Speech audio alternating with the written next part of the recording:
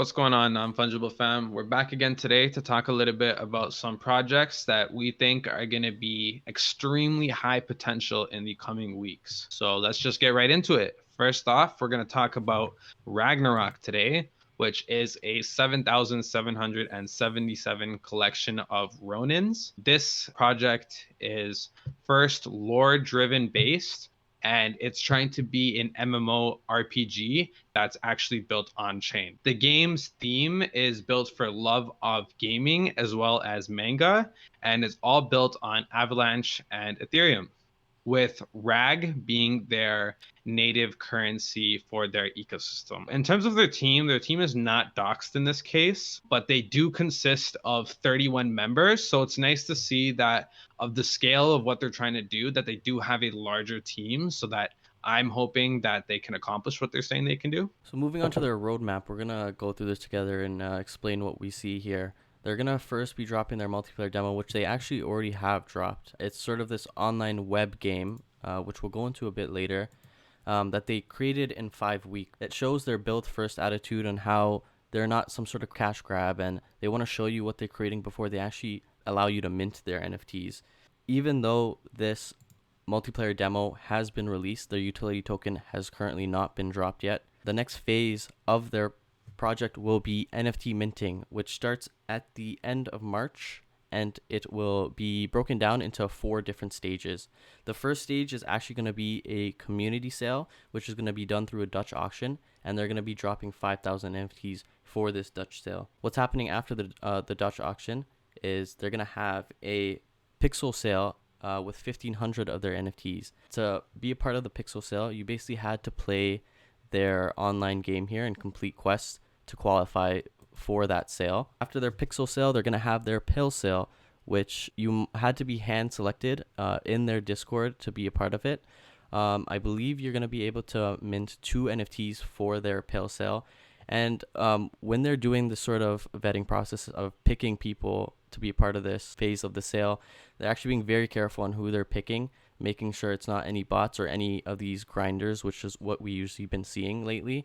And if you actually come off as someone who is botting or is just here just to make a quick flip through grinding through their discords, they might actually flag you, and you actually might not even get a chance to be a part of their project. After their pill sale, they're going to be having their public sale, which with the remaining NFTs, if there are going to be any remaining NFTs, depending on the other previous phases of the minting process. After their mint process, they're going to have their playable characters, which is going to drop in mid-April.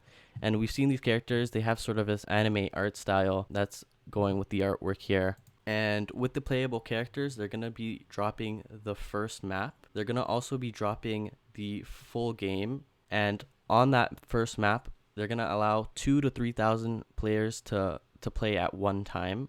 And them just saying that this is the first map is already sort of hinting towards that there will be multiple different maps coming ahead. After the playable characters phase, we're going to move on to the breeding and marketplace, which sort of speaks for itself. In terms of breeding, we've seen it before. You're going to have 2 Ronins, which can create a Ronin baby, and they're actually going to create their own marketplace for these Ronin babies where you can sell if you choose to do that. So I'm going to talk about the first manga chapters. The first release of the first manga chapter is in mid-May, and will set the stage for the general narrative that's going to happen throughout the Ragnarok story. They have 77 chapters that are already written, so I think that's awesome to see that even before the actual mint, they already have a story and a narrative written out, because you see a lot of projects nowadays coming out claiming that they're going to make an anime or a manga. If you don't really already have a story that you're content with bringing to consumers, it just seems a little bit idea and opinionish, like not really actual any substance there. Whereas these guys actually already have the 77 chapters. Cool thing about that is as the chapters drop, the actual game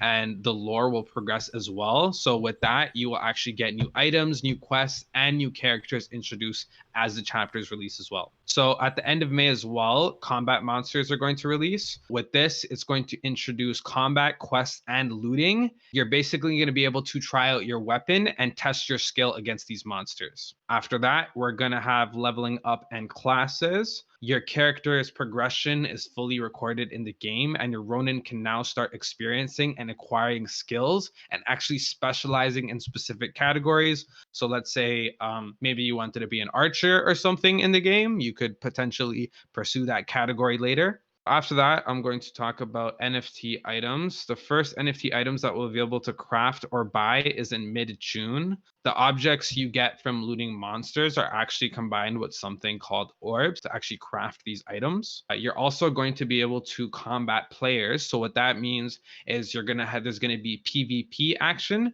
as well as actual guild wars, which I think personally is really exciting. The last thing on their roadmap is their RAG economy. So basically, that's the actual token that's going to fund and be used in the entire economy. Everything in the game, from items to consumables to aesthetics, are actually going to be purchased with the RAG token. And then in addition to that, they're also going to have an in-game DEX where you can actually exchange the token for, I guess, Ethereum in a sense. And then they're also going to allow you to stake coins plus items for in-game boost, other treats, they say, which aren't revealed yet, but I'm assuming it'll be some cool items maybe in the future. I think one really great thing with Ragnarok is their build first attitude, as we talked about in the beginning, how they're already creating these demos where you can actually play the game and experience it before you make your purchase. It basically helps you make a decision on whether you do really want to be a part of this project. We could even see that here with their first manga chapter, how they have created already 77 manga chapters that will be planned to be dropped strategically during this game's process. Just solidifies their intentions behind this project. Another thing I'd like to add, I'm a big gamer, so this game is kind of giving me very much so Maple Story vibes. So I used to play a lot of Maple Story when I was younger, and that game, if you have played it before, it's very lore heavy. As the story progresses, so do things you can do in the game, and different areas, classes, quests, monsters you can fight. Everything is basically constantly expanding as the story goes on. So does the entire ecosystem. So that game was basically able to sustain consumers and have people play the game for like the better part of a decade or two, by constantly having this lore based game and constantly delivering content on a regular basis. So if this game is able to do something similar, you could even look at Destiny, for example. They release expansions, and they just released one recently, actually. They're paid, but consumers will still pay for it because they want to be part, and they're kind of hooked, you know? So if they can get that in this, I can see users playing this for a very long time if they're able to continuously build upon their lore and build that into the game where people are actually interested and want to follow along with the story. So moving on to the next project here, we have Arcade, which there isn't really too much information on right now, but it has been in development for a very long time. We can see they have sort of this pixel styles of characters. They have a huge following. The art, in my opinion, is pretty nice with this sort of like chill lo-fi vibe we have here. With the pixel animations and the character movements. So with Arcade, we don't really see a full roadmap or white paper here yet, but we can go to the FAQ to get some more information on the project. We can see their vision is to sort of build this metaverse where you can socialize, create, own, and play within it with your NFT that they're creating, or with your own personal NFT that's a part of a different project. They want to involve multiple projects into their metaverse as well. So the team behind Arcade is the developers of the basic game Apes vs. Mutants. We don't really have much more information on them. They're not really docs. If we go to their website here, we can see we have a list of their names, but who knows if these are even their real names, and we don't have any indication to where their socials are either. So in terms of what the actual NFTs are in this project, it's actual physical land that you'll be able to use as your home, your store, or a showroom of some sorts, which you can actually customize, sell, and invite other citizens of Arcadian over, which is pretty cool. So how much the land cost is to be announced. In terms of how to get whitelist, there are a couple of ways. So you can get a role in their community Discord. You can participate in their Twitter raffles. You can own an NFT from a project they are collaborating with. So those are the three ways you can get on their whitelist for this project. Launching is supposed to be in Q2, but date is also to be announced. The cool thing about this game too is even if you don't have land, you won't have access to a home, but you can still play the game.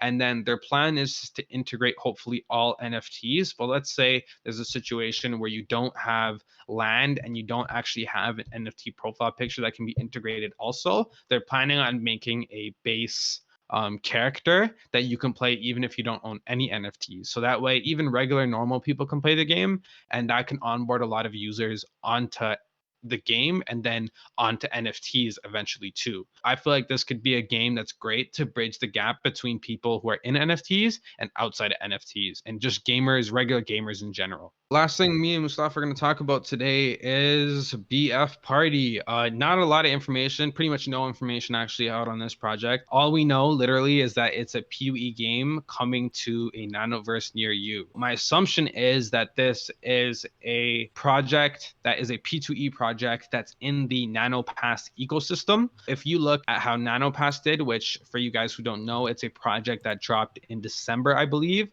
It has a 2.77 ETH floor and has had a very, very healthy climb, as you can see. They also have another project that's releasing soon in the same ecosystem called Phantom Network. And this project's been getting a lot of traction and hype recently. So it just goes to show that projects related in the same ecosystem together that have been successful in the past tend to do successful now. So when you look at something like BF Party, it could be something to take note of and to watch as it's connected to these highly successful projects. Yeah, another thing I know is when Project NanoPass was actually being created, it had a lot of hype around it, and I believe they did do a Dutch auction as well. At the beginning, the floor sat around zero point 0.6 for a very long time, and you can see it's had a nice pump and a very healthy climb. Hassan said, honestly think any project associating themselves or integrating themselves with NanoPass will do very well in the future. So I'd like to thank you guys for watching our video. Again, we're trying to build this follower base on the Non-Fungible 5. Here you'll get quick updates of when we drop a video and maybe quick insights on what we think about projects that will hit here first before they even hit YouTube. Our growth for the past week, we've only been out for a week, has been very positive and actually has exceeded our expectations, and we appreciate every one of you. And constructive criticism has been very helpful. Have a good night, Non-Fungible fam. We only up from here. Peace.